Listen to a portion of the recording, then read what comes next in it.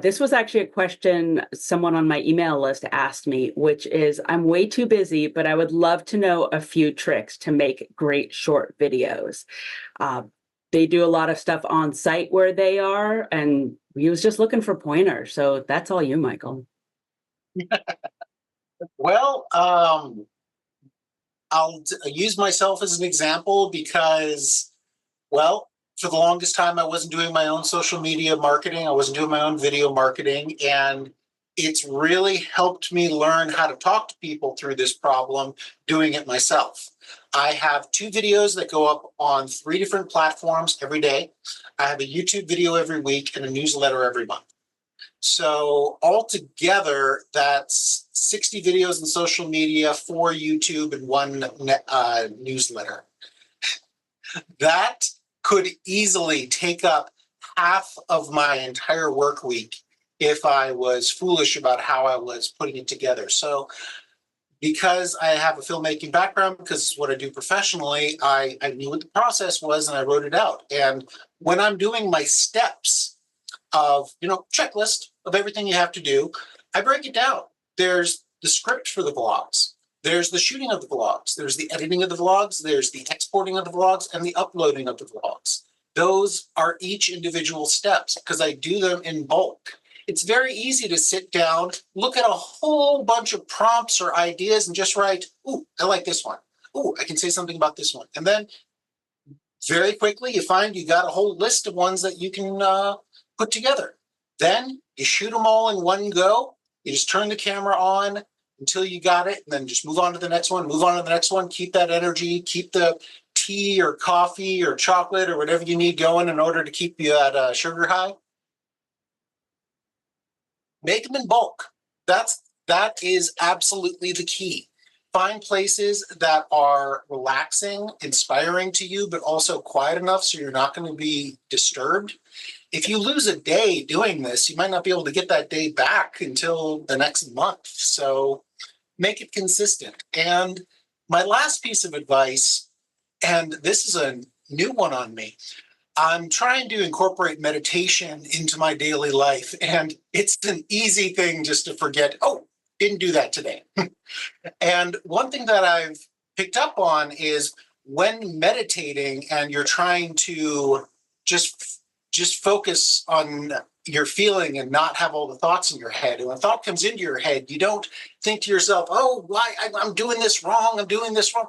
Just calm down, take it easy, just let the thought go and go back to neutral.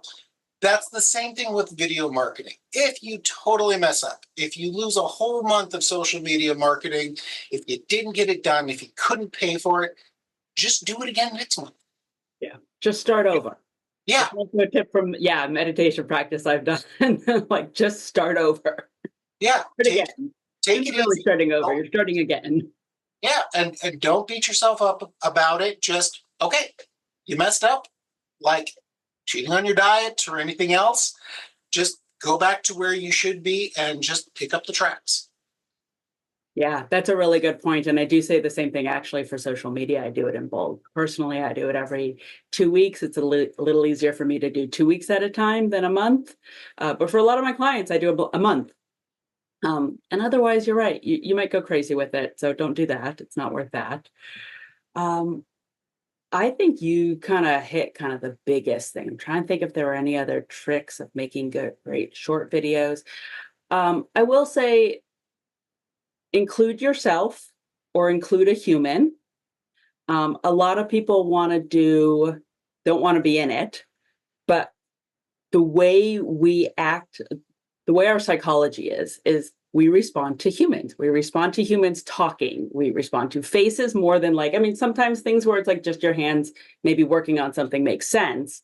If someone's like playing a piano, that could work. But the more human and the better. The more human, the better is really the short answer. So like someone talking, especially you, if you're a known person.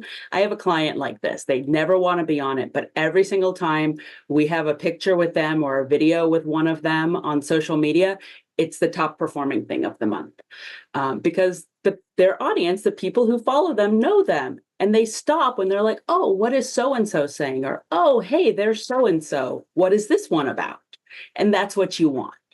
So use that. Be willing to either be in it or have other people in it. It depends on your business, of course, right? We know that AI and whiteboard videos and those kind of things are really getting into the video market, but I'm just such a firm believer that the best salesman you can have is yourself. Right to the camera, just saying, this is who I am, this is what I do, this is why I do it. Yep. And I think people respond to that. I think it feels good to do that yourself, and I don't think that's going anywhere. Yeah, I don't think so. It's that very personal touch. Having said that, I would say the other thing that works well, and Michael and I both have used this, and I think it's been successful. If you have a dog or a cat, use them. I've actually like picked up my cat. Michael's had countless videos with his cat walking through there or like putting his nose in the camera. It's really funny. People love dogs. People also love kids. If that fits with whatever you're doing, like I have one of my clients is a nonprofit that sometimes has children volunteering. People like seeing that. People like seeing kids getting out there doing good, you know? So like think about that. It's way more interesting than a thing, you know. Thing that humanizes you. It's not just putting cats in there for the views. It humanizes you. You have pets. Right. It's the That's a real very person, and this is actually my cat walking across the desk. Yeah.